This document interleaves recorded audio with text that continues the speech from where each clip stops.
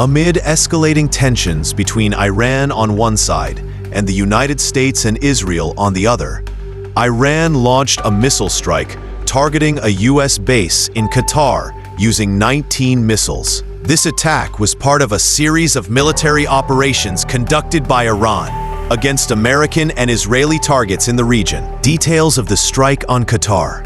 Qatari air defenses responded to the Iranian missiles, successfully intercepting 18 out of 19 missiles, achieving a 99.5% interception rate. Only one missile reached the U.S. base in Qatar, but no casualties were reported among American troops, as the base had been evacuated hours before the strike.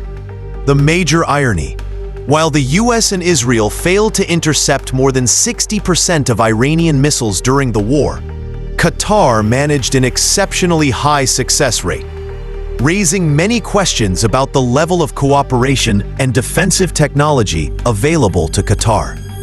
Qatar's role in ending the war. After 12 days of fighting, all attempts by the U.S. and Israel to force Iran to end the war failed. Qatar intervened directly and pressured Iran to halt hostilities, a goal that was achieved within hours. Qatar's role was significant in de-escalating tensions and securing a ceasefire between the conflicting parties.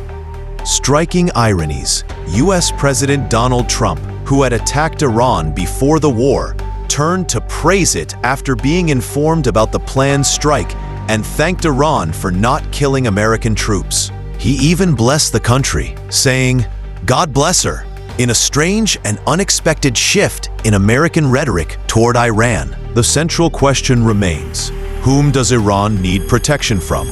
Is it from itself or from the United States? International and regional reactions.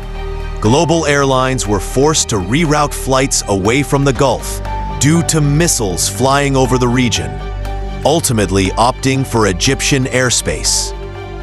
Egypt allowed these flights to cross its skies in a notable humanitarian and political gesture. Trump personally called the Emir of Qatar and asked him to mediate with Iran to halt the conflict, which indeed happened.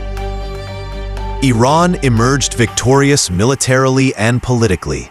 It preserved its nuclear program and centrifuges. Its popularity rose in the Arab and Islamic world. It showcased its advanced missile capabilities, managing to penetrate even the U.S. and Israeli air defense systems. Israel and the U.S. came out as the losers. They failed to topple the Iranian regime or disrupt its nuclear program. They suffered a major blow to their image after their defense systems failed to intercept Iranian missiles. A U.S.-brokered ceasefire schedule was reached. Iran began with a 12-hour pause in fire. During this period, Israel continued its existing military operations, but did not initiate any new ones. After the 12-hour window, all parties officially ceased fire. However, Israel continued its aggression in Gaza, assassinating a new Iranian nuclear scientist, prompting Iran to retaliate with 6 missile strikes on Israeli cities, particularly Beersheba, which resulted in civilian casualties. Iran's war effort was calculated and well-planned. It entered the conflict when confrontation with the U.S. and Israel became inevitable. It exited at the right moment, having achieved its strategic objectives. The U.S. and Israel resorted to a political performance to end the war, aiming to avoid further military embarrassment and losses. The next likely scenario involves internal strikes against Iran through fueling protests, unrest, and economic pressure, rather than direct military confrontation.